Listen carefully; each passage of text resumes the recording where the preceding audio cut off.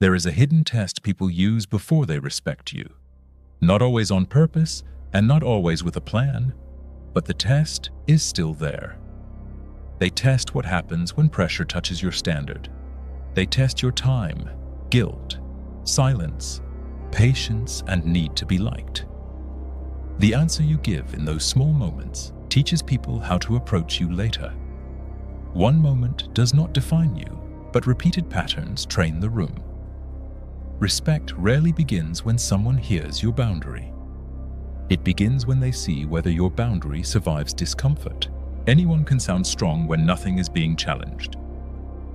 The real signal appears when someone interrupts, jokes, delays, pushes, or acts like your no was only the start. That is the hidden test. They are not only listening to your words, they are watching whether your words stay standing. If you fold the second pressure arrives, the room learns something. It learns your line can be moved when enough emotion is placed on it. Quiet power is the third option. You stay clear, calm, and consistent long enough for the signal to become undeniable. It is about seeing that social life is full of small pressure moments. Most people never announce the test. They reveal it through behavior. The first test is the joke test. Someone crosses a small line, then hides behind humor. They say something sharp or personal, then tell you to relax. Now the pressure is not only the insult, it is the demand that you pretend it was harmless. The mistake is arguing about whether the joke was technically a joke. That pulls you into their frame and makes you defend your reaction. The stronger move is simple. Name the line without performing injury. You can say, "I get the joke. Just do not make it about that." The sentence stays calm, but it also removes permission. The joke test works because many people would rather be disrespected than look sensitive. So they laugh at things that quietly lower them. You do not need to become humorless. You need to know the difference between play and permission. Safe people can joke and still respect the edge. Unsafe people use jokes to measure how much access they can take without consequence. The second test is the guilt test. This one usually arrives right after you say no. You say you cannot come, you need time, or that something does not work for you. Then the pressure comes, dressed as disappointment. They say, "So you do not care," or "I guess I know where I stand." Suddenly the conversation is not about your answer anymore. It is about whether guilt can purchase a new one. If guilt works once, it becomes a tool the pattern remembers.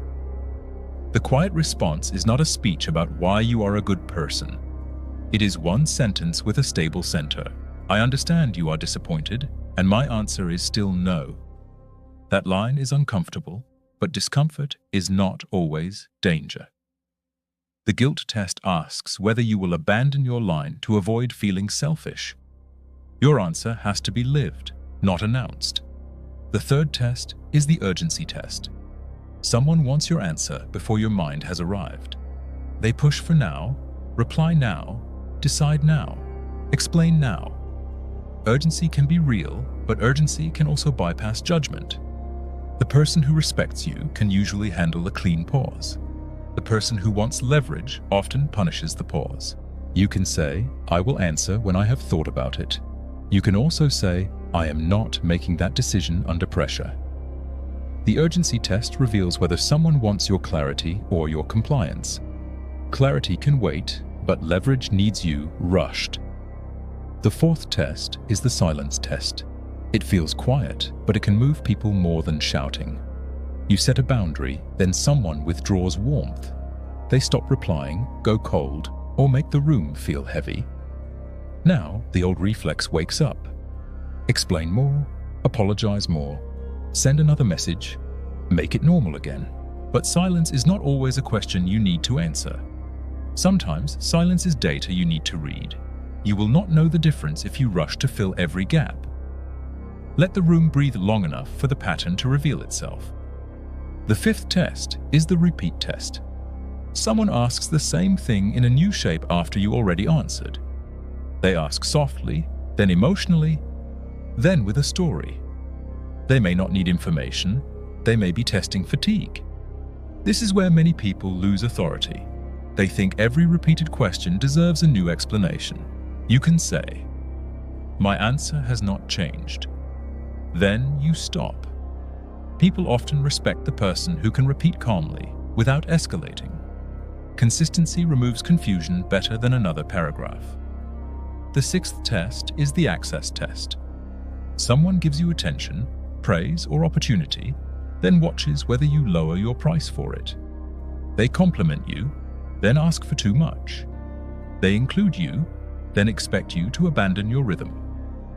Quiet power says access is not automatically honor.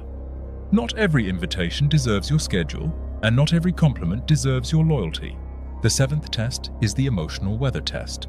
Someone brings chaos and watches whether you become chaotic too. They raise the tone, interrupt, accuse, or flood the room with feeling. The hidden question is whether they can pull you out of your center. If they can, the conversation becomes about your reaction instead of their pattern. That is why calm is not weakness. You can say, "I will continue this when the tone is respectful." That line does not mirror chaos. It creates a flaw. This is where respect starts to form. Not admiration, not fear, but real respect. Respect means people understand there is a structure around you. Your yes means yes, your no means no, and your pause means you are thinking. Your kindness has a boundary. Your silence has a reason, and your access has a standard. Every time you answer pressure with performance, you train one pattern. Every time you answer pressure with calm consistency, you train another. The point is not to control people.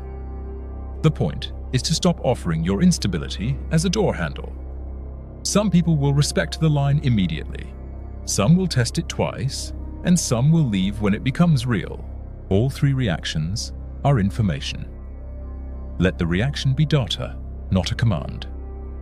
A safe person may be disappointed and still respectful. An unsafe person may be charming and still entitled. The signal is not one emotion. The signal is what they do with your line. Here is the practical code. When the test appears, slow the moment down. Ask yourself what is being tested right now. Is it my guilt, my time, my need for approval, my fear of conflict, or my consistency? If guilt is being tested, do not prove you are good. Stay kind and hold the answer. If disrespect is hidden as a joke, do not debate comedy. Name the line and keep your voice clean. If silence is being used as pressure, do not chase the temperature. Watch whether the silence is space or punishment. If repetition is being used to wear you down, do not open a new case. Repeat the ruling. This is how calm authority feels from the inside. It is not a fantasy where nobody pushes you. It is the ability to remain yourself when someone does. That is much harder than sounding powerful online. Comment the word signal if you are learning to read pressure without reacting to every piece of it. Use it as a marker for the next time the pattern appears. The next time someone says, "I was just joking," ask whether the joke respected the line. The next time someone says, "Answer me now," ask whether urgency is stealing your judgment. The next time someone goes cold after your no, ask whether silence is space or punishment. The next time someone repeats the request, ask whether they need clarity or they are testing fatigue. These questions return your attention to the pattern. Once you see the pattern, you do not need to panic. You only need a standard response. Short, calm, and repeatable. That does not work for me. My answer has not changed. I will not decide under pressure. We can continue when the tone is respectful. These lines are not scripts for control. They are tools for self-command. The power is not in the sentence alone. The power is in the fact that your body does not abandon the sentence after pressure arrives. That is the part people feel. They feel when you are performing strength, and they feel when you are secretly asking permission. They feel when your no is waiting to be negotiated. They also feel when the line is clean. You can be warm with a clean line. You can be respectful with a clean line. You can disappoint someone with a clean line. That is the part many people never practice. Quiet authority is rare because many people can be nice, and many people can be forceful. Fewer people can be calm and immovable at the same time. The hidden test before respect is simple. What happens to you when pressure touches your standard? Do you explain until the line disappears? Do you attack until the room becomes about your reaction? Do you collapse because someone got quiet? Or do you stay steady enough for the pattern to show itself? The answer becomes your reputation. Not the reputation people post about, but the one they feel when they deal with you. This person can be kind, but not handled. This person can listen, but not be rushed. This person can care, but not be guilt-owned. This person has access rules. That is when respect changes. It may not arrive as applause, but it often arrives as fewer games. It may arrive as people thinking twice before pushing the same way. It may arrive as the wrong people losing interest because the old door no longer opens. Do not fear that loss. Sometimes people who leave after your standard becomes real were only attached to the discount. The goal is not to become harder. The goal is to become clearer. Clear enough that kindness is not mistaken for availability. Clear enough that patience is not mistaken for permission. Clear enough that silence is not mistaken for weakness. Clear enough that your standard does not need a performance to exist. The test will come in small forms. A joke, a delay, a guilt line, a rushed demand, a repeated question, or a sudden cold room. When it comes, do not worship the pressure. Read it, answer it, and hold the line. Then let the reaction tell you what kind of room you are in. That is the quiet code. Respect does not require you to dominate anyone. It requires you to stop abandoning the standard the moment someone checks if it is real. If you want more quiet power code, subscribe and keep building the kind of authority that does not need performance. The hidden test was never whether they would push. The hidden test was whether you would leave yourself when they did. Stay with the line, and the room will eventually learn where the line is.